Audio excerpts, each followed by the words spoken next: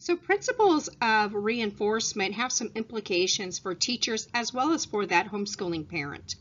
First, a principle of reinforcement itself. Many of the things that we do are going to gain some kind of reward. Sometimes it's money, it's approval. Sometimes it's even that self-satisfaction, that really good feeling you get when you accomplish something. But behavior that's followed by a reward is going to become more frequent. And behavior that is not followed by a reward will become less frequent. Our goal here is to be able to change the type of implication or the type of that reward to be inside that self-satisfaction. The implication is that if we want to assure a certain kind of behavior is going to be learned and continue to occur, we need to build those reinforcing consequences into our program. Second is looking at defining a reinforcement by experience.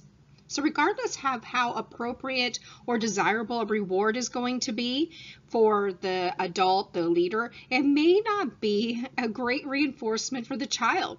So the object is called the reinforcement for a particular reason, because it needs to reinforce the behavior. It needs to be something that is pleasant and desirable. So our implication here is that if we want to assure that the behavior is going to be learned and continue to learn, then we need to determine which consequences are worth reinforcement and the effect it's going to have on the behavior. What is the reinforcer going to be, and how are we going to define it? Looking at extinction, remember that is if no reinforcement follows. It's going to be extinguished. It's going to become less frequent. Our implication is that we really want to continue a certain kind of behavior, then we need to discover what consequences are really reinforcing the misbehavior to begin with, and then prevent those from occurring.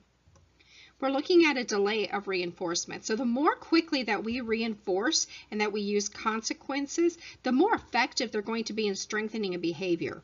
Our implication is that our teacher should attempt to really provide an immediate reinforcement. This applies for all adults in many situations, is that you need an immediate reinforcement.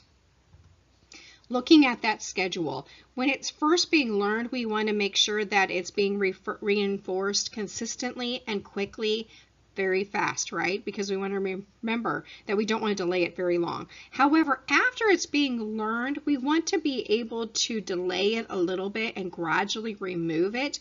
We want to be able to make it more intermittent. So we want to remember that the praise, the approvals, whatever rewards we're using should become less frequent. And we want to be able to devote more time to the student when they're learning the new things. Looking at that differential reinforcement, no matter how well or how bad our child performs, we want to make sure that we can do better. We're going to increase it. We want to make sure that the good is rewarded and that the worst performances are simply ignored. We want to make sure that we are really encouraging that good behavior that we're looking for. We want to make sure that we are not inadvertently reinforcing a negative behavior. Let's look at incremental steps. We want to make small steps because you need to remember that behavior changes are going to take time. Motivation is going to take time. And attempts to change behavior is not going to happen all of a sudden.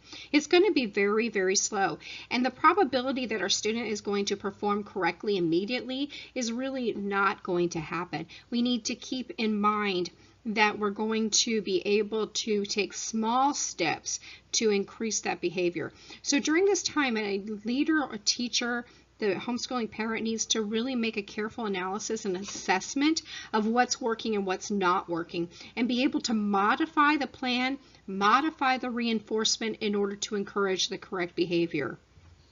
Lastly, let's look at the principle of our negative consequences. And these are consequences that, remember, that they're not liked, they're not desired, and because of that, it's going to suppress the behavior. And it's not really going to eliminate it, though. It will suppress it. So we need to make sure that when we are using that negative consequence, that it's going to suppress a behavior, but you need to replace it with something else, and that's what's going to get rid of the the negative behavior then. Our implication is that if we need to or we have to use these negative reinforcements, then we need to be very careful about how we are modifying the behavior to use a positive one. And that new positive behavior needs to be reinforced immediately.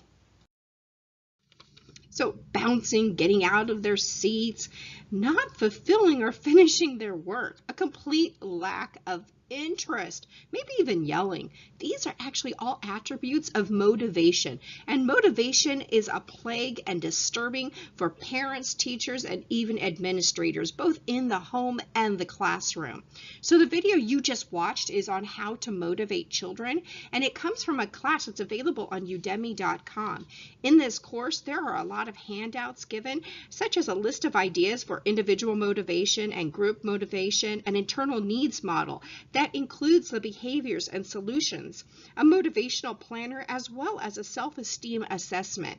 You can find a link to access a limited number of coupons for this course in the description of this video.